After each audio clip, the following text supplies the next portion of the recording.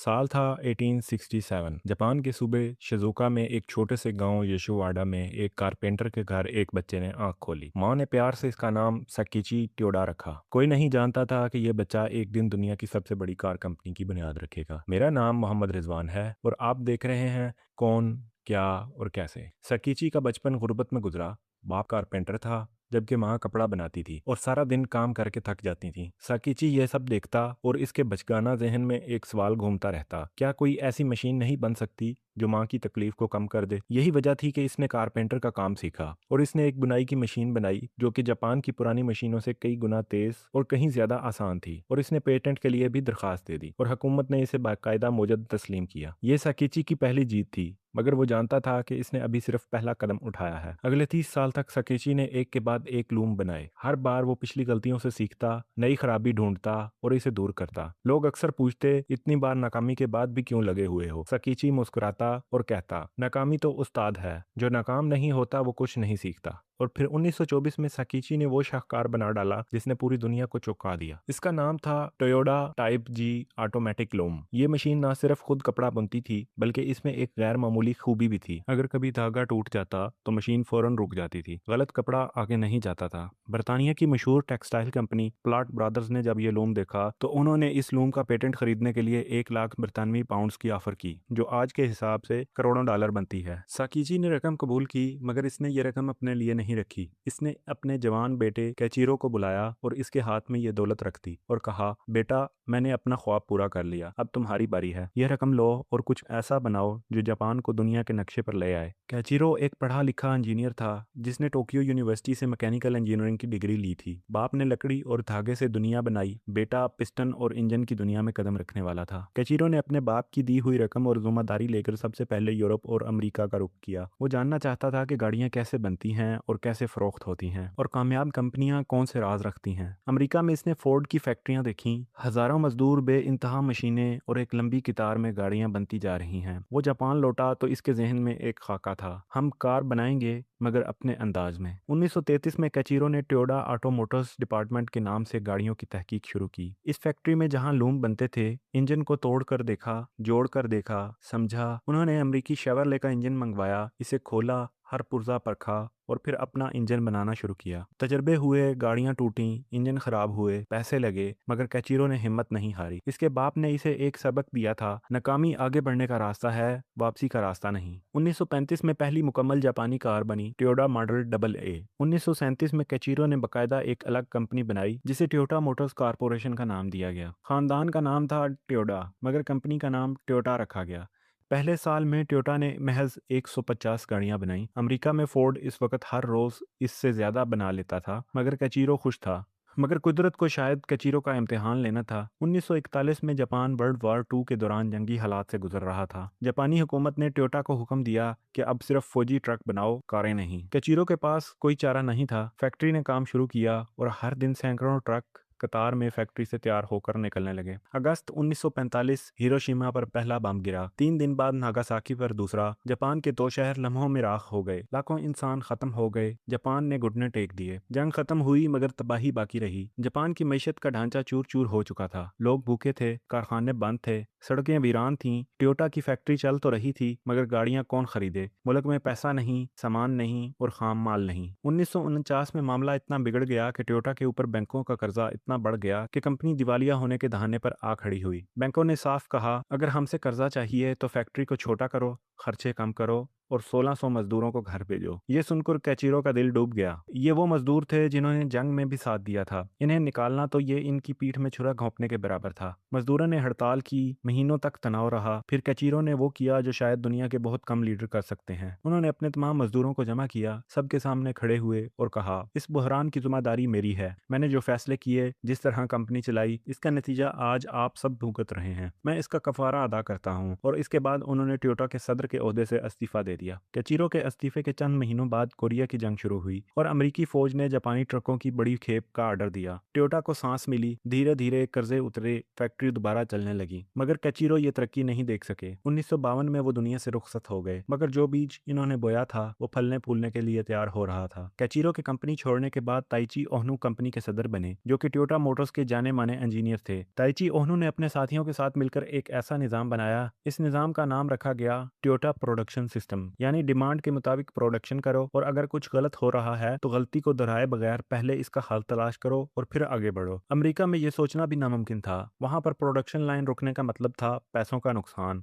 बास का गुस्सा, मुलाजमत का खतरा। मगर टोयोटा में प्रोडक्शन लाइन रोकना जहानत की निशानी थी। तुमने खराबी देखी, तुमने इसको रोका, तुमने मजीद नुकसान से बचाया और तुम्हें शाबाशी मिलेगी। यह फलसफा इतना ताकतवर निकला कि आने वाली दहाइयों में दुनिया की तमाम बड़ी कंपनियां इसको अपने प्रोडक्शन लाइन पर लागू कर चुकी हैं। 1957 का साल था। टोयोटा ने फैसला किया अमेरिका जाना है। दुनिया की सबसे बड़ी मार्केट है जहां गाड़ी हर घर की जरूरत है। पहली गाड़ी जो कि अमेरिका रवाना हुई, इसका नाम था टोयोपैट क्राउन। जापान में यह गाड़ी काफी मकबूल थी, मगर जब अमेरिका पहुंची तो मसाइल शुरू हो गए। अमेरिकी हाईवेज पर यह गाड़ी नाकाम हुई। इसका छोटा इंजन गर्म हो जाता, गियर बॉक्स खराब हो जाता और अमेरिकी जो बड़ी गाड़ियां और आरामदेह और ताकतवर गाड़ियों के आदी थे, उन्होंने इस छोटी जापानी गाड़ी की तरफ देखना गवारा ना किया। टोयोटा का वापस होना पड़ा। टोयोटा ने नाकामी से सीखा। उन्होंने अमेरिका में सर्वे करवाए कि अमेरिकी क्या चाहते हैं, इनकी सड़कें कैसी हैं, और फिर उन्होंने अमेरिकी जरूरियात को सामने रखकर नई गाड़ियां बनाई। 1965 में टोयोटा ने अमेरिका में दोबारा कदम रखा। इस बार नतीजा मुख्तलिफ था। गाड़ी पसंद की गई, मगर असल ब्रेक थ्रू 1966 में हुआ जब टोयोटा ने करोला को पेश किया। करोला लातीनी जुबान का लफ्ज है जिसका मतलब है फूल का ताज। एक ऐसी गाड़ी जो ना बहुत छोटी थी, ना बहुत बड़ी और ना बहुत महंगी। करोला ने जापान में भी धूम मचाई, अमेरिका में भी,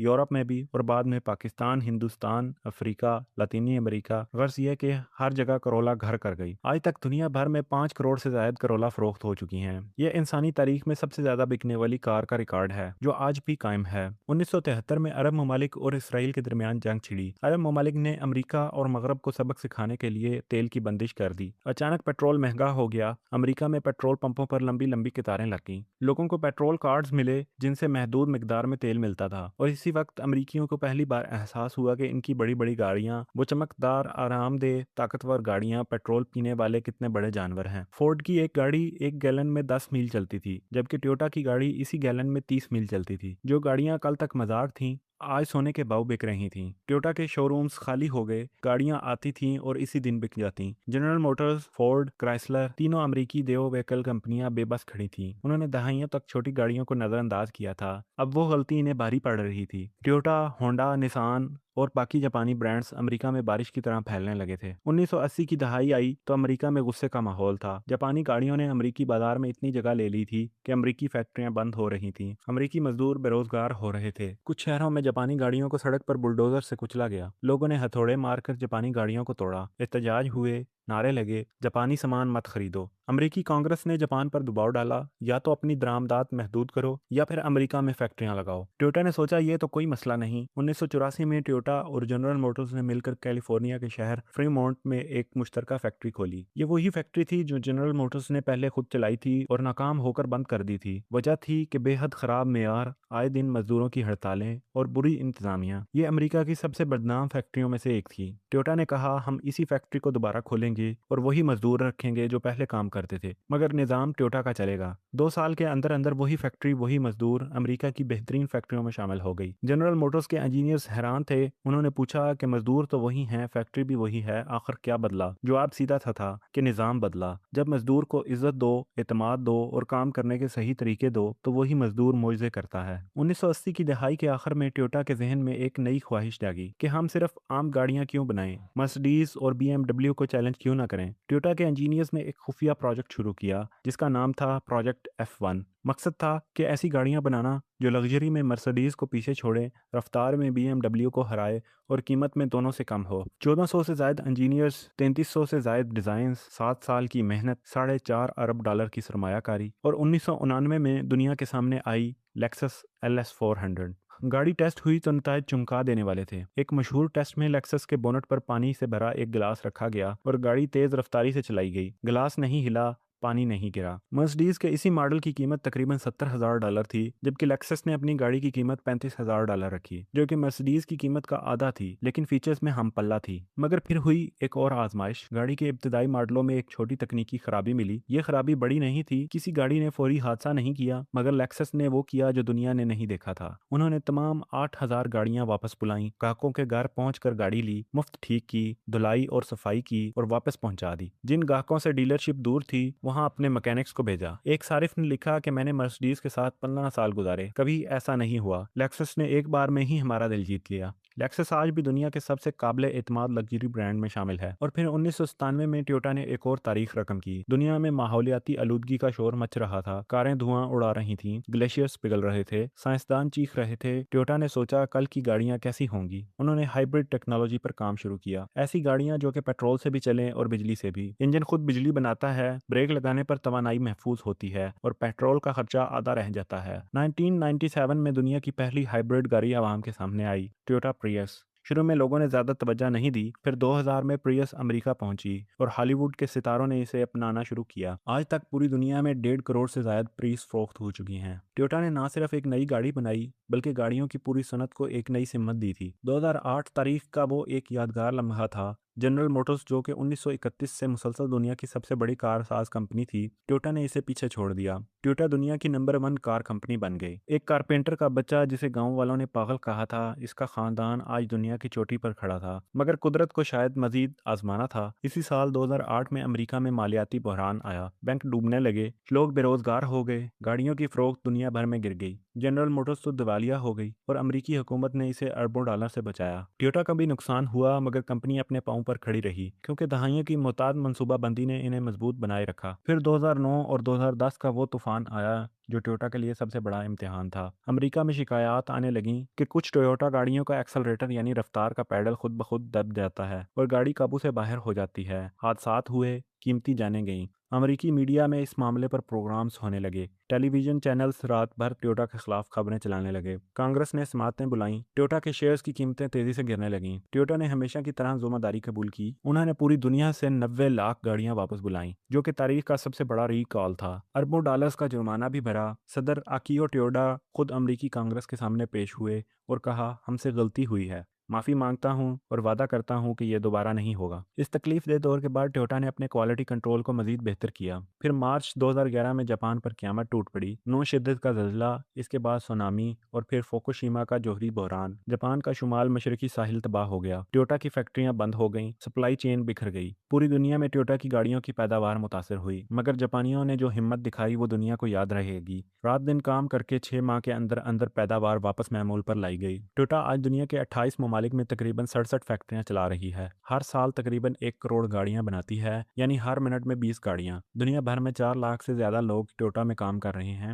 ٹویوٹا، لیکسس، ڈائہاتسو اور ہینو کئی برانڈز ایک چھت تلے چل رہے ہیں۔ 2023 میں ٹویوٹا نے ریکارڈ 1 کروڑ 12 لاکھ گاڑیاں فروخت کیں اور مسلسل تیسری بار دنیا کی نمبر 1 کار ساز کمپنی کا اعزاز اپنے نام لیا۔ مگر ٹویوٹا کی اصل طاقت اعداد و شمار نہیں بلکہ اس کی سوچ میں ہے۔ آج جب ٹیسلا اور BYD الیکٹرک گاڑیوں کی دور میں آگے ہیں، ٹویوٹا ایک مختلف راستے پر چل رہی ہے۔ انہوں نے ہائیڈروجن فیول سیل والی گاڑی میرائی بنائی ہے، جس سے صرف پانی کا بھاپ نکلتا ہے، کوئی آلودگی نہیں۔ وہ کہتے ہیں کہ بیٹری والی الیکٹرک گاڑی صرف ایک حل ہے، اصل مستقبل ہائیڈروجن فیول سیل کا ہے۔ ساتھ ہی انہوں نے 2030 تک مکمل الیکٹرک ماڈل پیش کرنے اور $35 ارب کی سرمایہ کاری کا اعلان بھی کیا ہے۔ گاؤں کا وہ لڑکا جو ماں کی تھکی ہوئی انگلیوں کو دیکھ کر سوچتا تھا کہ کاش کوئی مشین ہوتی، اس کے خیال نے آج ایک ایسی دنیا بنائی ہے جہاں کروڑوں لوگ ٹویوٹا کی گاڑیوں سے سفر کر رہے ہیں۔ سکیچی نے داغا بنا، کیچیرو نے اسٹیل کو شکل دی، تائچی اوہنو نے نظام بنایا اور اس کے بعد آنے والی نسلوں نے اس نظام کو دنیا بھر میں پھیلایا۔ امید ہے آپ کو ہماری یہ ویڈیو معلوماتی لگی ہوگی۔ مزید اس طرح کی معلوماتی ویڈیوز دیکھنے کے لیے ہمارا چینل سبسکرائب کریں۔